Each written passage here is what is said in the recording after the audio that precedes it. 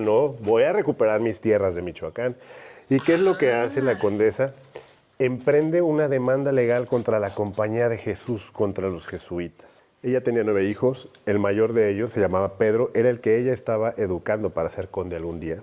Seguiría él, sí. Y su hijo muere. Pero al funeral llegan el papá y las hermanas y te lo dijimos, ¿no? Ese es el castigo que ibas a tener. Que Dios está mandándote por pelearte con los jesuitas. Y traían la resolución del pleito. Y en el pleito decía que ella les había ganado. Amigos, qué gusto saludarlos. Bueno, nosotros seguimos recorriendo más del país y descubriendo hermosísimas construcciones. Hoy los quiero invitar para que me acompañen en este video. Nos encontramos visitando Michoacán y quiero presentarles a el doctor Josep Sales, ¿verdad? Sí, hola. Sales. ¿Cómo está? Bien, bien. Bienvenidos a Michoacán. Es un gusto estar en Michoacán, un lugar bellísimo, pero ahorita nos encontramos en Jungapeo, Michoacán. Jungapeo. En el municipio de Jungapeo, la tierra de las guayabas. Sí, ahorita vi el letrero y capital mundial de la guayaba. O sea, es un lugar donde se da una guayaba de calidad. El principal productor de guayabas a nivel nacional. Así nada más para que se den una idea. Pero bueno, amigos, vamos el día de hoy a recorrer un lugar muy histórico, un lugar que es fascinante porque desde que llega le roba a uno el aliento y lo deja sin palabras. Y nos encontramos aquí en lo que fue la hacienda, ¿verdad, doctor? Hacienda de San Miguel Púcuaro, perteneciente al personaje más polémico y más importante en la cuestión de poder y económicamente hablando, quien fue la condesa de Miravalle, la tercer condesa de Miravalle, prácticamente todo el siglo XVIII, y bueno, es un personaje que dejó una huella imborrable en estos lugares donde ella habitó. Así que amigos, prepárense, acomódense, porque los vamos a invitar a que nos acompañen en este recorrido que vamos a dar, donde el doctor nos va a platicar sobre la hacienda, pero también sobre este personaje tan polémico como fue la condesa de Miravalle. Así es. Y ahora sí, doctor, les vamos a dar la bienvenida, ¿verdad? Aquí. Sí, vamos a entrar a la casa de la condesa de Miravalle. O sea, aquí habitó la condesa. Claro, esta era una casa que ella habitaba ciertas temporadas del año, en el otoño específicamente. Se llama San Miguel Púcuaro. Y aquí en esta casa donde vamos a entrar, en el patio principal, había una celebración todos los 29 de septiembre, que es día de San Miguel Arcángel, y hacía ella una fiesta bastante importante. Incluso un virrey llegó a venir a esta fiesta. Así que sean bienvenidos, pasen ustedes porque son nuestros invitados especiales. Y si llegan a ver a la condesa, pues hay que saludarla. Y es que es un lugar majestuoso, doctor. O sea, entra uno y te transporta a esa época. Por supuesto, es una casa que tiene una particularidad muy importante. Esta casa, les quiero platicar que fue traída, desarmada desde Europa en un barco en el año de 1650. Llegó al puerto de Veracruz y desde Veracruz fue traída en carrozas, carruajes y mulas para ser ensamblada o armada como si fuese un rompecabezas en este lugar. O sea, literal la trajeron de allá. Así es. O sea, no es que se trajeran el diseño y aquí lo... No, trajeron de hecho todas las piezas de cantera, tienen unas marcas de cómo debía de ser ensamblada y ahorita se las vamos a mostrar. ¡Qué belleza! Y una pregunta, doctor, ¿la condesa de dónde era? ¿Cómo llega aquí? La condesa es un personaje histórico del periodo virreinal, como lo repetí hace rato, le comenté, pero la condesa es un personaje histórico porque es descendiente directo de Moctezuma Xocoyotzin. El condado de Miravalle nace precisamente porque los bisabuelos de la condesa tenían derechos por tener la sangre real indígena, así que les dan el condado de Miravalle, y esta condesa de la que estamos hablando es la tercera en el linaje de los condes de Miravalle. Pero era importante porque era descendiente de Moctezuma, o sea, tenía sangre real indígena. Real indígena. Así es.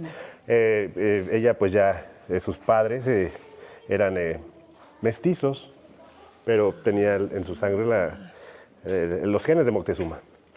Pero bueno, hablemos de que aún así pues era presuntuosa porque dijo yo quiero pues vamos a decirlo como un mini palacio, ¿verdad? Claro. Aquí en esta zona, porque aparte el lugar es bellísimo. Lo que es esta zona de Michoacán es muy verde, muchísima vegetación, un clima... Sí, es una tierra muy bondadosa. Aquí las frutas y todo lo que se pueda sembrar se da. Así que, pues bueno, no es de extrañarse que esta ubicación, que la condesa o su abuelo, quien construye en 1650 esta casa, abuelo. decidieran Venir aquí. ubicarla aquí. Atrás pasa el río Tuxpan y esta era una hacienda cuya principal actividad era la producción de piloncillo. Tenemos el ingenio aquí mismo en la hacienda, era un trapiche y producía tal cantidad de piloncillo que era transportado hasta lugares tan lejanos en la Nueva España. Se han encontrado documentos de piloncillo que se producía o se elaboraba aquí en este trapiche, en esta hacienda, piloncillo que recibían en lugares tan lejanos como Zacatecas o San Luis Potosí. Hasta ya nos beneficiaban con esa producción. Sí, así es. Bueno, pues ahí vamos dándonos cuenta un poquito de lo que fue la importante hacienda. Sí. Y bueno, estamos viendo dos plantas, o sea, estamos viendo de una hacienda hecha con toda la mano. Claro, claro, y como dije, el poder que tenía esta familia para poder realizar una empresa, de traerla desde allá. Ahorita aquí vamos a mostrar dónde están esas marcas precisamente, de cómo debe ser ensamblada este lugar, esta hacienda, ¿Qué? por si ustedes se fijan, aquí hay un 1 con un guión, Así muy bien marcadito, ¿eh? ajá, Vean, acá está el 2 con un guión acá, de este lado, de este lado. Bien hechecito. Hasta el 2 muy bonito, ¿eh? muy O sea, al estilo virreinal, Sí, sí, sí. y el 3 guión. O sea, no se pierdan las piezas, No. van armadas de esta forma. Cada pieza tiene, por ejemplo, los números, aquí era un guión, y por ejemplo en este pilar son 2 círculos, 3 2 círculos, 3 2 círculos, y así toda la construcción. Para no confundir entre un pilar y otro. Así o sea, es, cada sí. pilar fue hecho y no me pongan en una parte en Una pieza con otra, Ajá. exactamente. Sí. Pero miren, amigos, no solo es el material, es todo el acabado que tiene lo que es la hacienda. Pero ahora me lleva una pregunta, doctor. Fíjese que de las haciendas que hemos recorrido, pues siempre me dicen, pues, los dueños eran españoles y llegaron de España y hicieron su hacienda. Pero aquí me llama mucho la atención la historia, es Claro. muy peculiar en este lugar. Es particular porque esta hacienda fue construida en 1650, traída desde donde ya comenté. Sí.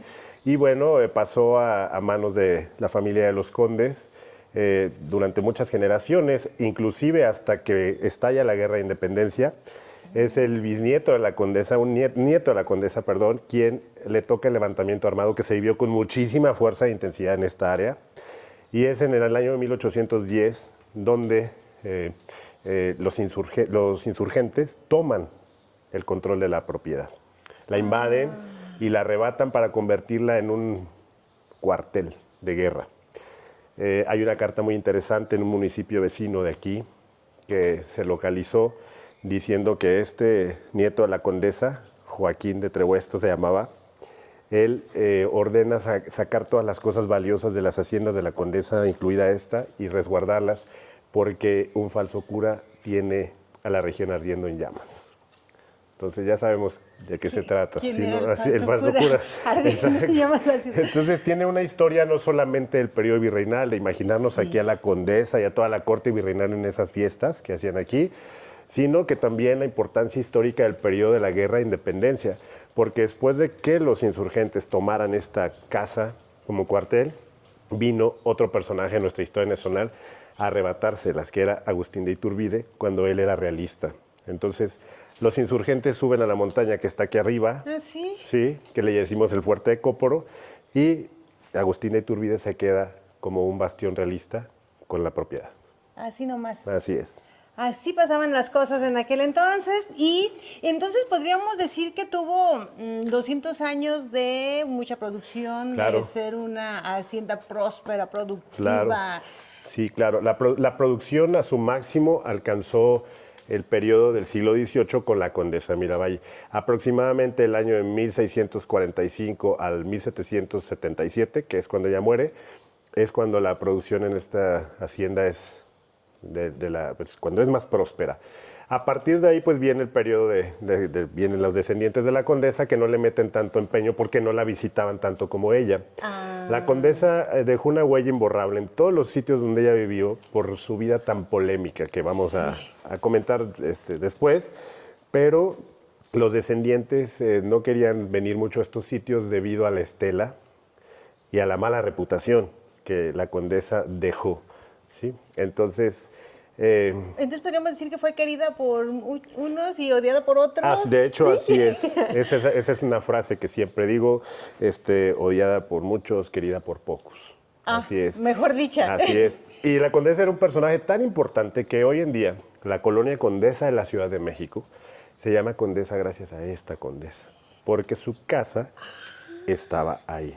Sí. Hemos escuchado, a lo mejor ustedes que nos están viendo, amigos, han escuchado que de la Condesa, la zona de la Condesa allá en México, Sí, que la es Condesa. muy, muy famosa Claro. toda esa área. Sí. Pero es por la Condesa que Es habitó por aquí. la condesa que habitó aquí. La Condesa de Miravalle. La Condesa ¿Y de cuál Miravalle. era su nombre de la Condesa? Ok, era un nombre largo como en aquel tiempo. Se llamaba María Magdalena Catalina Micaela Agripina, Dávalos de Bracamontes y Orozco. Y cuando se casó, de Trebuesto y Alvarado, tercera condesa de Miravalle. ¿Cómo hizo para aprenderse tanto nombre, doctor? Una investigación. Yo me quedo con la Condesa de Miravalle y así es como fue bastante conocida. Así es. Pero algo que nos llama la atención, doctor, es que como una mujer, ¿verdad? En aquel entonces, porque estábamos hablando de muchos años atrás, pudo ser tan importante y ahora sí que tener todo ese don de mando y toda esa organización para sacar adelante todo esto. Precisamente la condesa es un personaje importante porque podríamos decirse que es una pionera de los derechos de la mujer en una época, Sí. en una época donde era complicado. Ella se quedó viuda a los 34 años de edad y muy joven, se queda viuda con 9 hijos. No más. 9 hijos, entonces... 34 años de edad. 9 hijos. Y entonces ella tiene que hacer un montón de malabares, por así decirlo, para poder sacar adelante a esos 9 hijos. Las viudas de la época, lo que se estilaba era que se pusieran bajo las órdenes de los suegros o de los papás. Sí, ¿verdad? pues sin palabra y sin nada. Así es. Más sin en cambio la condesa se dedica a, tengo que sacar adelante, se da cuenta que había una ruina económica por parte de su difunto esposo, se da cuenta que su papá también tenía el condado de Miravalle bastante comprometido, así que ella, decide tomar las riendas de la familia y por eso es una pionera para los derechos de las mujeres en esa época difícil, Sí. porque va a lugares donde no iban las mujeres, hace negocios que no hacían las mujeres y entonces los ojos de la sociedad virreinal de la Ciudad de México, punitiva y acusativa, la empiezan a ver como un mal elemento. A sus esposas y a las hijas no se junten con la condesa porque les va a meter malas ideas. Sí, Entonces, sí, es mala compañía. Así es. Pero no es que fuera malo, es que, bueno, en aquel entonces hablamos de que había pues un machismo en que solamente los hombres eran los que podían hablar en reuniones, Claro. solamente ellos tenían palabra. Sí. Y la mujer, pues ocupaba un lugar muy secundario, muy Así es, terciario, ¿verdad? así Porque es. no tenían ni voz, ni voto, ni Así presencia, es. ni esencia. O sea, Así es. Era la voz y el mando del hombre. Así es. Y imagínense ustedes, amigas que nos están viendo, pues lo que significaba en aquel entonces que una mujer, ¿verdad?, tomara riendas Sí, claro. de una hacienda. Y no Así solamente de esta, creo que me dice usted que tenía en la Ciudad de México su propiedad. La condesa tenía muchas propiedades, pero lo que hace realmente a la condesa un personaje histórico e importante, aparte de lo que ya les comenté, es lo siguiente. Estas tierras de Michoacán, Sí. muchos municipios en la actualidad eran de su propiedad, de su familia materna. Cuando su madre muere, la heredera de todo esto, de todas estas haciendas, era pues la condesa, que era la hija mayor de sus padres. Entonces, ella tenía un padrino que era un fraile jesuita. Y ese fraile jesuita, como era su padrino, le dice al papá, déjame a la niña, yo la termino de educar aquí en Tuxpan, llévate a las otras 4 hermanitas menores a la Ciudad de México. Pero el fraile era el albacea de esta familia, el fraile jesuita. Se llamaba Francisco de Orozco y él, pues en un acto de mucha avaricia y maldad, llevó a la niña a internar a un convento en la ciudad de Puebla. Hasta Puebla se la llevó. Sí, con la intención de que ella nunca tomara posesión de sus propiedades, de sus tierras. Y empieza un pleito legal muy muy interesante entre la abuela paterna y ese fraile para sacar a la niña del convento. No era como ese hoy en día, ya no quiero ser monja o ya no quiero ser fraile ni sacerdote y me salgo. No, en aquel entonces era todo un proceso y todo un procedimiento complicado.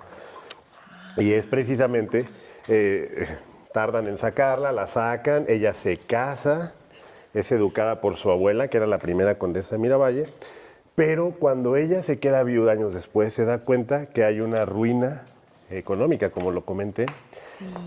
Y dice, oye, pero las haciendas que eran muchas, 12 haciendas aquí, 12 haciendas. a lo largo del río Tuxpan. 12 haciendas que... Murciélagos, creo. Murciélagos. Ay, sí, ¿verdad? Perdón, que ya lo interrumpí, doctor. No, está bien.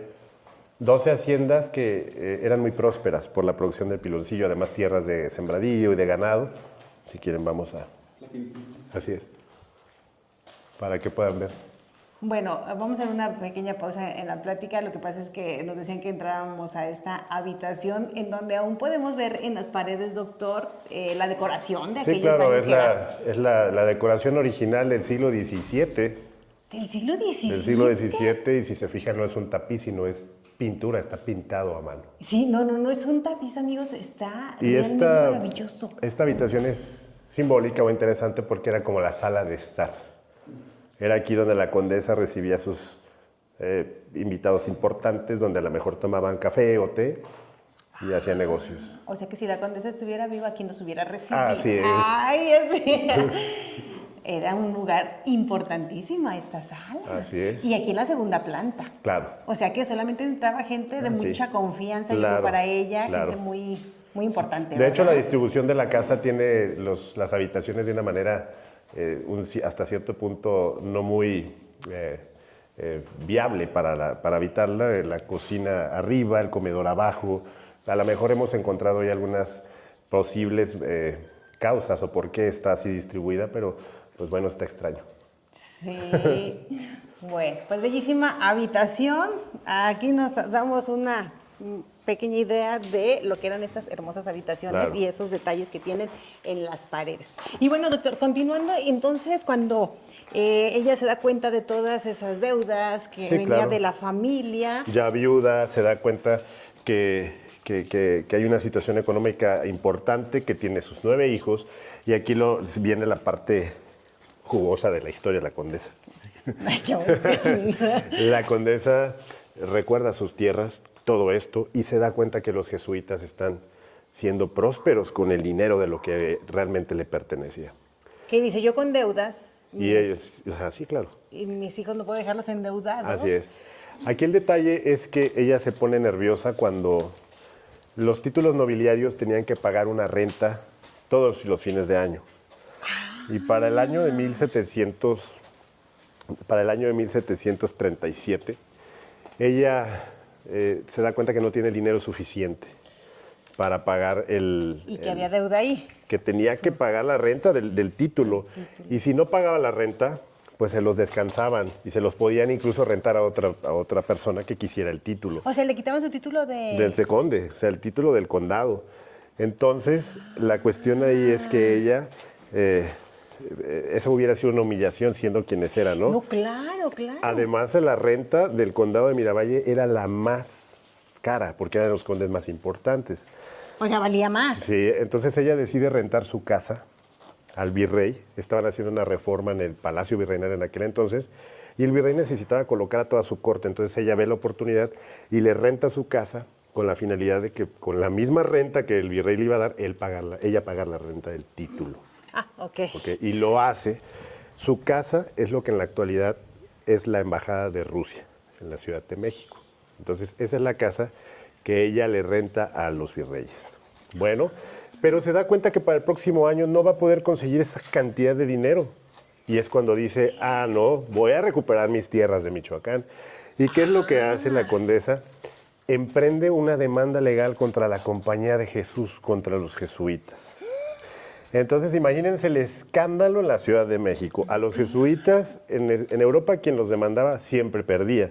Y en América nunca nadie los había demandado. Pues eran intocables, por decirlo así. Entonces ella los demanda y primero se convierte en el hazmerreír de toda la Ciudad de México, de toda la Nueva España. Esta señora ha perdido el juicio, está mal de sus facultades, ¿cómo se le ocurre? Se volvió loca, ¿qué dijeron? Exactamente. ¿Cómo se le...? Y dijeron rápido los jesuitas le van a ganar, pero sucede que el pleito empieza a avanzar, a transcurrir los meses y no le ganaban, y les ganaba y refutaban el triunfo, y así estuvieron enero, O sea, febrero. ella no se dejó. No se dejó. Enero, febrero, marzo, transcurrían los meses y los jesuitas nomás no podían ganarle. Entonces ella se empezó a convertir en una especie de celebridad. Ese pleito con los jesuitas y eso de que no podían ganarle la convirtió en una especie de celebridad. Entonces todo el mundo así como que ya se querían juntar con Tenían la ella mira, y demás, sí. y es poderosa y demás. Finalmente ocurre un acontecimiento bastante duro en su vida, en el marco de este pleito. Ella tenía 9 hijos, el mayor de ellos se llamaba Pedro, era el que ella estaba educando para ser conde algún día, Seguiría él, sí. y su hijo muere. Ay. ¿Cómo es que muere el hijo? Llegan el papá de la condesa y sus hermanas, 2 hermanas eran monjas, la hermana que le seguía a ella era la esposa del alcalde de la Ciudad de México en aquel entonces. Imagínense el pleito familiar político que había, ¿no? O sea, al alcalde de la Ciudad de México no le convenía que la cuñada estuviera enfrentada con los jesuitas, ¿no? Entonces había un pleito familiar. Llegan el papá y las hermanas a decirle, nosotros no nos metas con el pleito contra los jesuitas, no queremos saber nada. Preferimos la ruina económica al castigo celestial, porque Dios te va a castigar por estarte peleando con los frailes. Con ellos, sí. Y resulta que transcurren los meses, ella dice, pues ni modo, yo sigo en el pleito, aunque ustedes no quieran. Transcurren agosto, septiembre, y en el mes de noviembre, casi diciembre, estalla una epidemia que nosotros, bueno, se llamó el Matlazáhuatl. Nosotros los médicos sabemos que era una especie de fiebre amarilla, las personas morían en un lapso de 48 horas por deshidratación, y su hijo mayor cae víctima del Matlazáhuatl. ¿Sí? Entonces, ¿Se contagió? sí, claro, porque inició en uno de sus obrajes en Tacubaya, el Matlazáhuatl, pero al funeral llegan el papá y las hermanas y te lo dijimos, ¿no? Ese es el castigo que ibas a tener. que Dios está mandándote por pelearte con los jesuitas, y ella moralmente no puede con la culpa, con esa carga. No, como mamá. Así que sepulta a su hijo y se encierra en una habitación en la casa de sus papás, porque en este tiempo estaba viviendo en la casa de sus padres. Recuerden que había rentado su casa. Y lo que ocurre es que se encierra a dejarse morir. Me voy a dejar morir porque por lo que pasó. Y sus otros 8 hijos día y noche en la puerta. Y realmente sí se estaban muriendo. Pero cierto día llegan los de la Inquisición, tocan en el Palacio de los Condes de Miravalle y traían la resolución del pleito. Y en el pleito decía que ella les había ganado a los jesuitas. Entonces es la única manera como ella sale de esa habitación. Pues después de una muy mala, Sí, bueno, la pérdida de su hijo. Lo pagué muy caro, dijo, pero les gané. Entonces, inmediatamente toma a sus 8 hijos, a una esclava suya que estuvo con ella hasta el último día de su vida, que se llamaba Agustina, era una esclava negra, y toma un carruaje y vámonos rumbo a Michoacán a retomar mis propiedades. Y es así como la condesa regresa a estas tierras, y aquí es donde empieza toda esa historia que a nosotros en esta parte de Michoacán nos ha generado tantísima curiosidad y que hoy en día todavía seguimos hablando de ella. Doctor, yo le decía, es que esto está como de una película, la historia está como si un escritor dedicado al drama lo hubiera hecho, ¿no? De hecho, les quiero comentar que todo esto surgió a raíz de la publicación de una novela que se llama La Condesa, Historia y Leyenda. Entonces, todo esto tiene como origen eso. Bueno, por supuesto, el personaje histórico, una investigación de muchísimo tiempo y de muchísimos años, pero la novela, al ver la luz, se convierte en el motivo de todos estos recorridos y contar la historia de esta mujer. Pues interesante la historia y esta continúa. Y si quieren saber ustedes qué fue lo que pasó después de que ella recupera, toma el mando y después de ganarle a los jesuitas, pues también viene esta segunda historia que es sumamente interesante. Y si quiere conocerla, los invitamos para que no se pierdan nuestro próximo video aquí a través de Alma Viajera. Pero antes de despedirnos, doctor, y agradecerle de todo corazón esta historia que nos está usted narrando y este tiempo que está disponiendo para este video, me gustaría preguntarle, ¿hay recorridos turísticos para que la gente venga aquí a la hacienda? Sí, claro, se denomina de hecho la ruta de la Condesa. Así, de Miravalle así como dice, así como dice playera, aquí en la playera. Sí. ¿Y ella es la condesa? Es una imagen idealizada de la Condesa. Una idea. Así es. Y bueno, los recorridos se realizan de manera pues, constante, no hay un periodo del año en el que se suspendan, todo el tiempo los estamos realizando y bueno, es un recorrido que ha generado muchísima expectativa, mucha curiosidad Sí. y ha venido mucha gente de todo el país y de muchas otras partes del mundo a conocer la historia de la Condesa. Así que pues vengan a conocer la ruta de la Condesa en Tuxpan y Jungapeo, Michoacán. No se van a arrepentir, es una historia que se convirtió en leyenda y es una leyenda que aún perdura. Claro. Oiga, doctor, y para que den el recorrido, algún número de teléfono, Sí, ¿cómo los pueden encontrar los interesados? Es precisamente conmigo, Joseph Sales, en las redes sociales, en todas, Insta, Facebook, TikTok, y ahí estamos poniendo Que le manden un constantemente. mensajito. Exactamente, y ahí vienen los contacto. datos. Ahí está, amigos, para que lo sigan a través de las redes sociales. Es un doctor apasionado de la historia, pero también muy apasionado a la historia de la Condesa de Miravalle. Claro. ¿Verdad? Por supuesto. Entrega del 100%. Y si ustedes quieren el recorrido, pónganse en contacto que de verdad lo van a disfrutar. Porque llegar a este lugar, no, se maravilla uno desde que vamos entrando y ver todo el paisaje y un clima rico, muy bonito que tienen aquí ustedes. Así es. Así que amigos, no se pierdan su visita y no se pierdan el próximo video.